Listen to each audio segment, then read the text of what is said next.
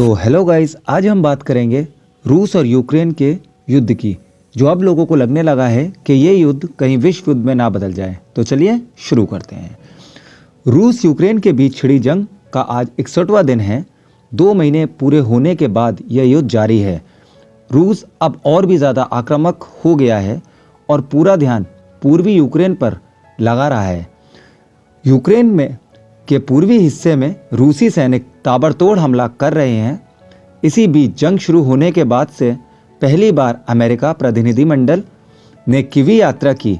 बताया जा रहा है कि रविवार को अमेरिका रक्षा व विदेशी मंत्री ने जेलेंस्की से मुलाकात की है।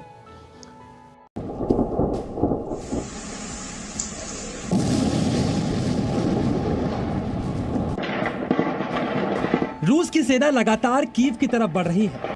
24 फरवरी को रूस की ओर से यूक्रेन पर किए गए हमले के बाद अब तक 215 बच्चों की मौत हो चुकी है।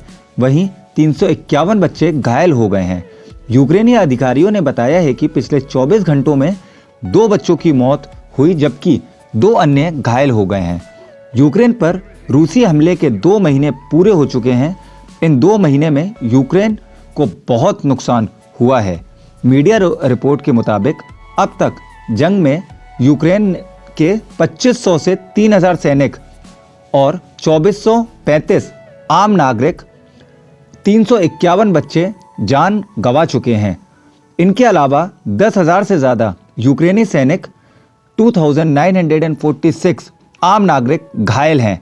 वहीं रूसी सैनिकों की ओर से किए गए युद्ध अपराध के 7,882 सबूत मिले हैं। 2000 से ज़्यादा मिसाइलें अब तक यूक्रेन पर दागी जा चुकी हैं। रूस के कुछ टैंकों को भी नुकसान पहुंचा है।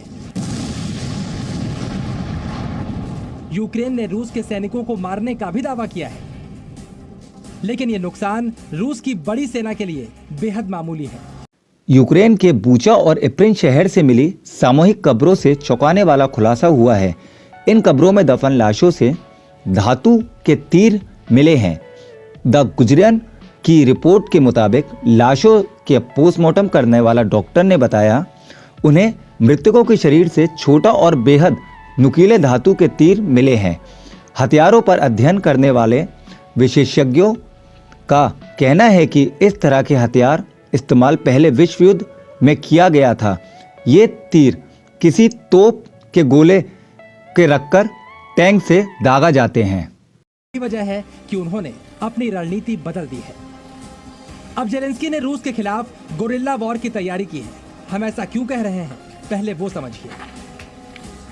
इन तस्वीरों को देखिए जिसमें यूक्रेन की सीमा से लगे रूस के ब्रासक शहर में तेल डिपो में आग लग गई।